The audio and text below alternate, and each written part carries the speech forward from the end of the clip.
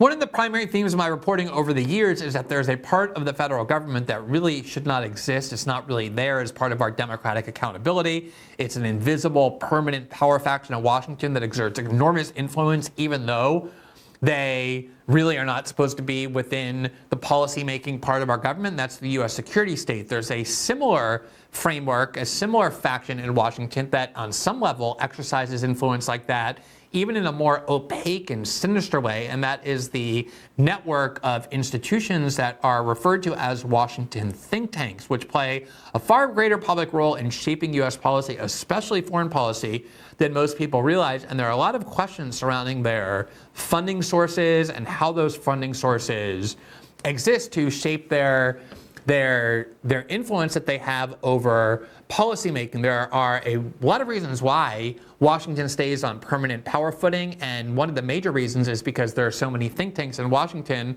that are there for that reason, who get funding in order to influence in that, yet that funding is often very sketchy and unknown. Nick Cleveland-Stout is a research fellow in the Democratizing Foreign Policy Unit of the Quincy Institute. He has conducted a lot of research on U.S.-Brazil relations as a 2023 Fulbright Fellow, with a particular focus on the influence of American think tanks in Brazil. And he has also produced very interesting and important reports on exactly who is behind the most influential think tanks in D.C.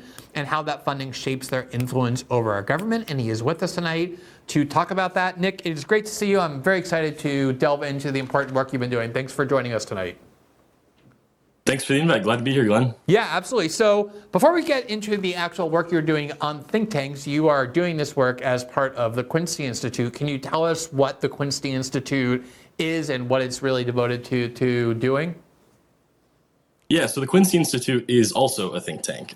We are sort of an anti-war think tank. Always looking for the next endless war to end. And kind of our focus within the Democratizing Foreign Policy program is on exposing some of the special interests that play a role in militarizing our foreign policy. Looking at conflicts of interest, looking at the role of, lobbying, looking at the role of campaign contributions, kind of that under the hood look at the role of money in foreign policy. So generally, people understand why it's important to know the funding sources of an influential institution, but a lot of times I think it's not always incredibly helpful in terms of assessing the role that institution plays. For example, there's a lot of times a mismatch between, say, funding for a media outlet and what the role of the media outlet is actually there to do. I know, for example, when I was at The Intercept and we were funded by the billionaire Pierre Midyar, oftentimes the things he was saying were the exact opposite of the things we were doing. The causes that he was supporting were ones we were working against. But obviously it's something that ought to be known so that people can make their own assessments. And of course it has an influence. Why do you think it's so important to do this work and for people to know the funding sources of think tanks? I think it's important because it is hardly talked about in Washington. I think when you think of other issue areas, in domestic policy, people are aware of these sorts of conflicts of interest.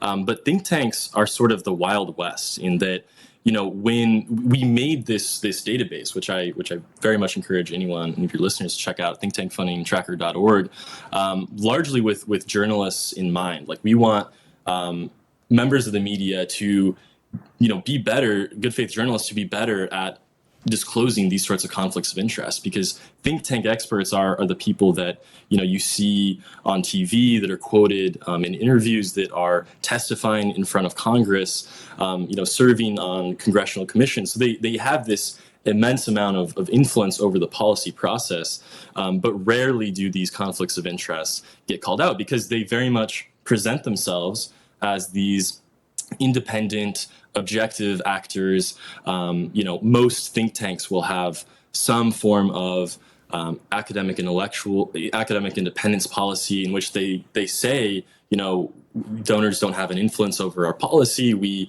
are we come to our own conclusions, and a specific position that an expert takes does not reflect necessarily the view of the institution. So, but the truth is that the donors do have influence, at the very least in the case of self-censorship. Most think tanks, though, do even go a step beyond that, looking at they have these programs called corporate sponsorship programs, which are essentially pay-to-play research. Like they will say, you get access to the think tank's resources, experts, contacts that they have on the Hill, receptions, all sorts of different things, even in some cases being allowed to make recommendations for research areas. And so it's important to understand the way in which these relationships are influencing our foreign policy, because, that's step one. Like, we don't even have that.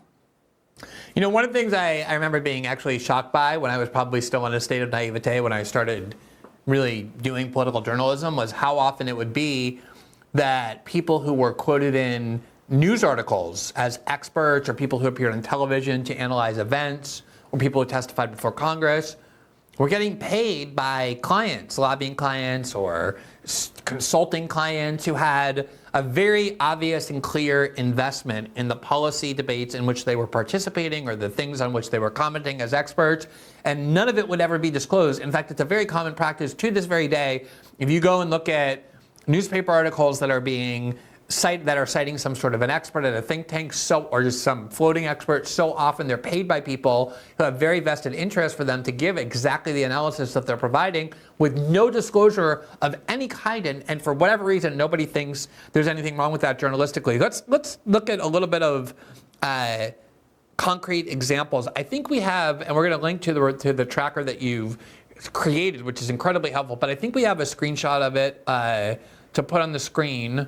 There is part of it, and basically, and we want to encourage people to go look at this, but it lists the most influential and significant think tanks and the amount of foreign funding that they get. It has groups like the Atlantic Council, Brookings, RAND, the Center for American Progress, pretty much every recognizable and significant name within mainstream Democratic and Republican Party politics in Washington.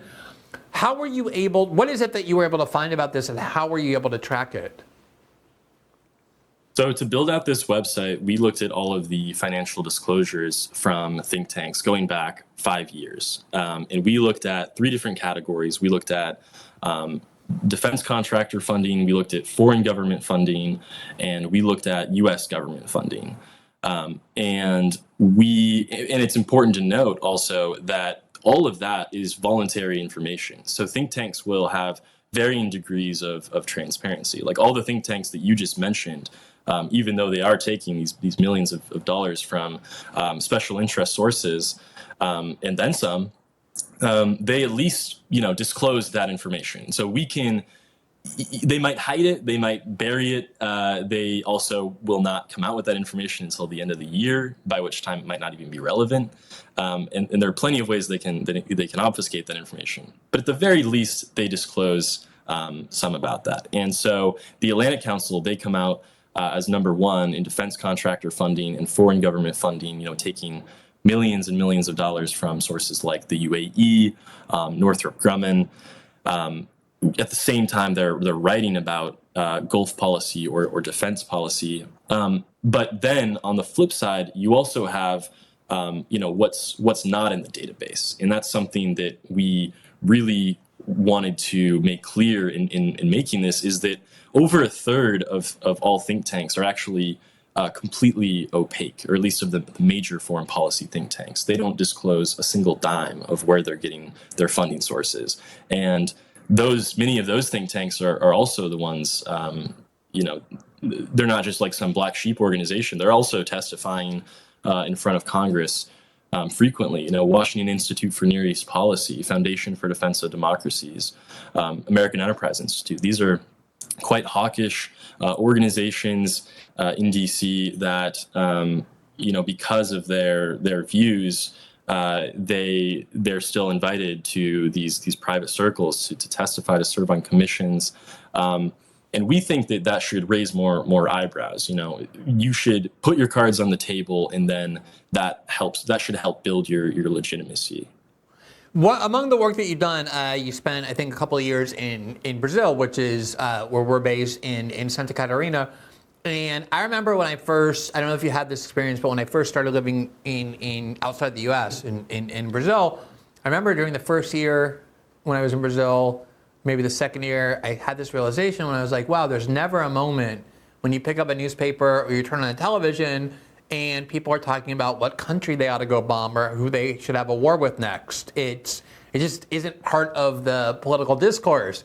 And as someone who had been raised in the United States and lived my entire adult life in the United States, where you're just steeped in constant debates about, should you bomb this country? Should you overthrow that one? Should you invade this one?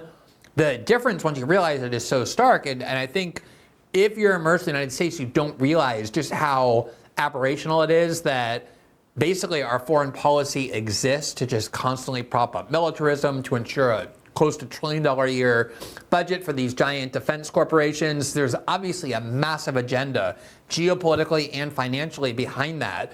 What is the relationship between the work you're doing in detecting and tracing the funding sources of these think tanks to the fact that these think tanks basically provide the intellectual fuel that keeps this war machine going?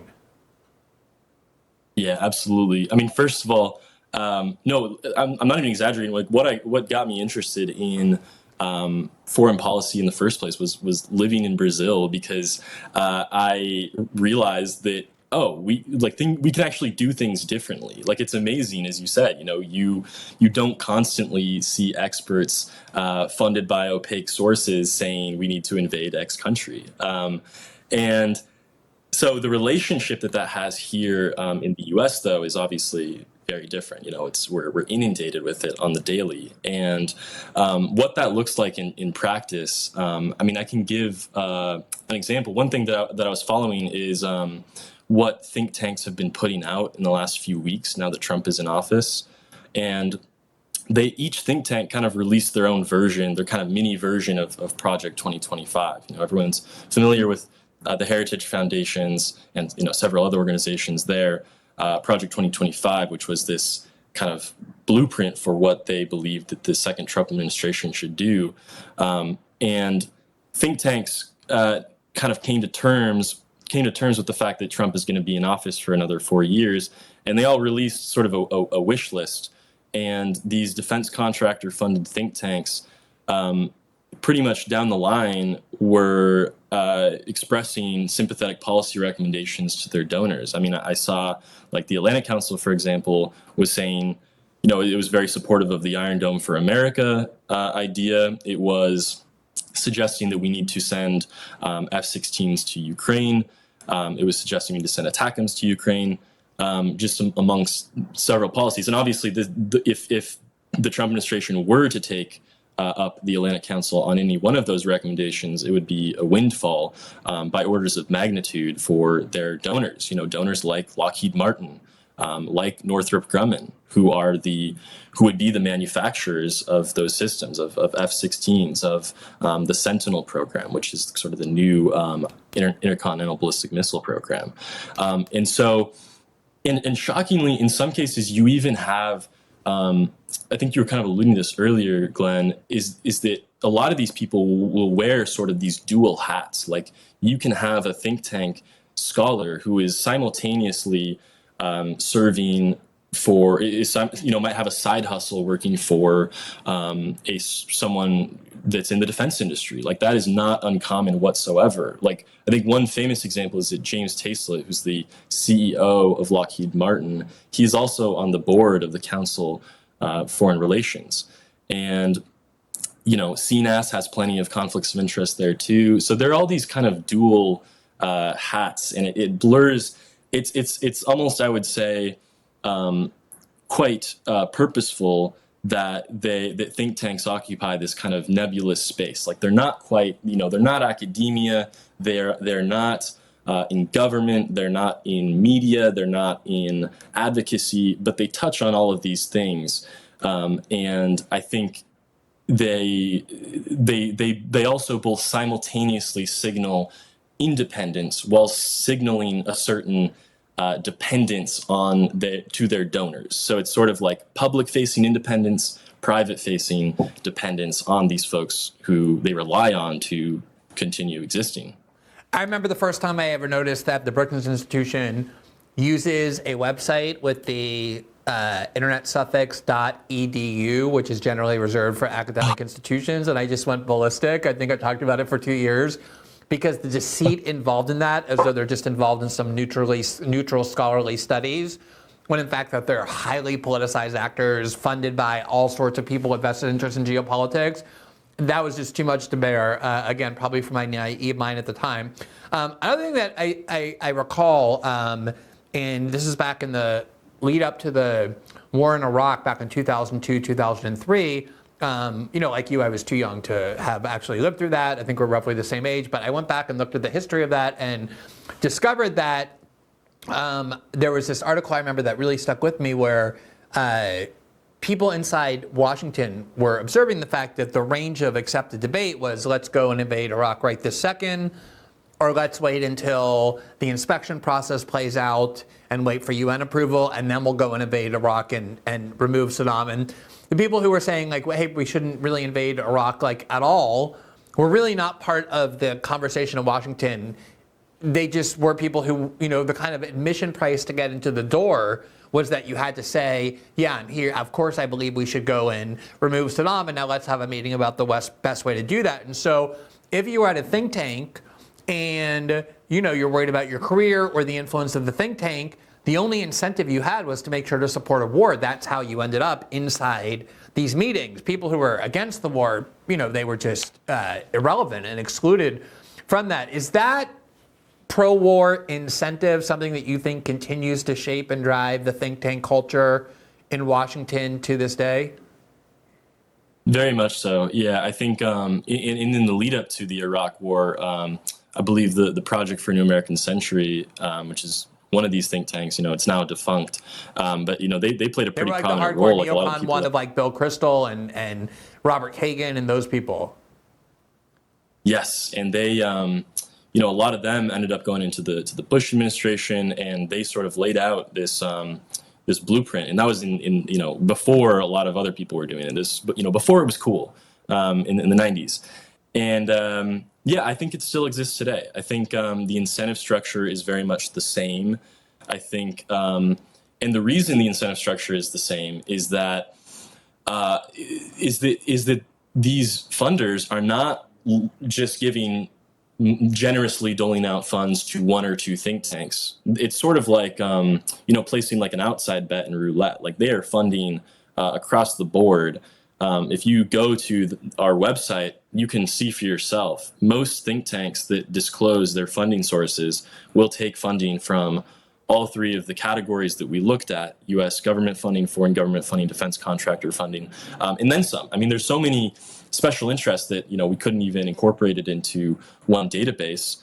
Big tech, all sorts of things, oil and gas companies, telecommunications industry, banks, and so these incentive structures exist to this day, and I think you see that, for instance, with most think tanks are pretty much unequivocally supportive of sending arms, pretty maximalist positions on Ukraine, pretty maximalist positions on the U.S. supporting Israel, Israel's war in Gaza, and down the line, especially on these flashpoints, because those are the ones that represent, I think, the largest windfall for their donors: Taiwan, Ukraine, Israel.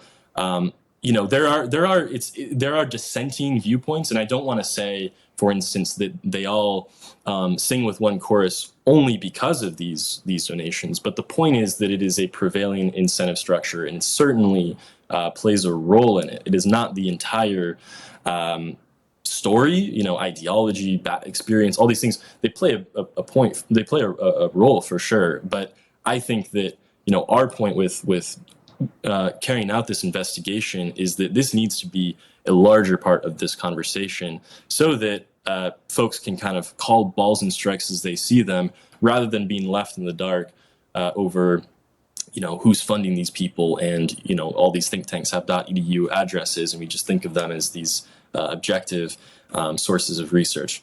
And by the way, I should also say it's not really me or the Quincy Institute saying this. This is like something that there's like a real crisis of confidence in think tanks writ large. I mean, this is something that a majority of Americans have said they don't trust policy experts, and the number one reason for that being that they suspect that there's some sort of hidden agenda. And so I really want to make that point clear, is that, like, for the betterment of think tanks as a sector, they should disclose these funding sources and be much more forthcoming in their reports and articles and testimony that they are receiving funds from these sources. Yeah, I mean, at the risk of appearing to use this cliche of like romanticizing ordinary people, it really is so striking how often they realize things about Washington that so many people paid to follow Washington simply don't realize, mostly because they're paid not to realize it, or they're so immersed in that culture that they've lost the ability to critique it. Everything's just so normalized to them that in fact ought not to be. And it also strikes me that this is really work that media outlets and journalists ought to be doing. And there has been some work on it. I remember a pretty lengthy investigation from the New York Times, maybe 2015 or so, about foreign funding of think tanks, including the Brookings Institution and Center for American Progress and others. But given how often it's the media outlets that are presenting these people as these objective, kind of neutral experts that we're just supposed to trust because they're not part of any ideological agenda, when of course they are, I'm really happy that people like you and the Quincy Institute are doing it. We will link to the tracker and the other reports that you publish. I think they're incredibly helpful, and I really appreciate you taking the time to come on and talk to us about it tonight. Thanks so much for having me, Glenn. Absolutely. Keep up the great work.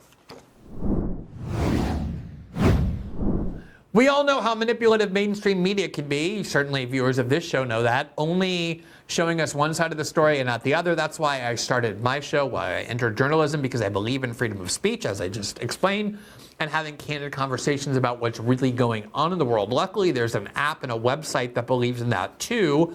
Ground News also prioritizes free speech over controlling the narrative. For every story, you can find all the articles reporting on it worldwide with context, like if a news source has any political bias, how credible they are, and if any major corporation is influencing their reporting. All I have to do when I'm using this app is swipe through coverage with tags indicating if the narrative is being controlled by liberal corporations or independent conservative voices, and from there, I can decide myself if, for example, Trump's new External Revenue Service is actually a dangerous or preposterous proposal like the Huffington Post is claiming, or if it's a fair trade initiative like the conservative Post-Millennial is reporting.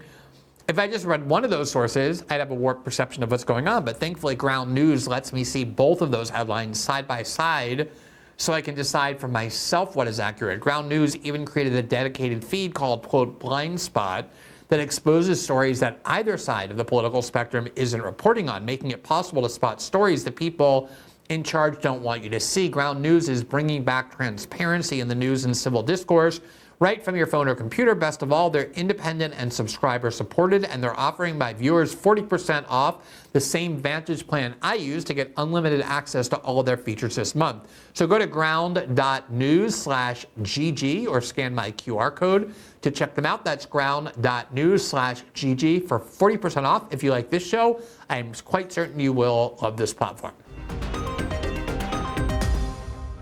Thanks for watching this clip from System Update, our live show that airs every Monday through Friday at 7 p.m. Eastern, exclusively on Rumble. You can catch the full nightly shows live or view the backlog of episodes for free on our Rumble page. You can also find full episodes the morning after they air across all major podcasting platforms, including Spotify and Apple. All the information you need is linked below. We hope to see you there.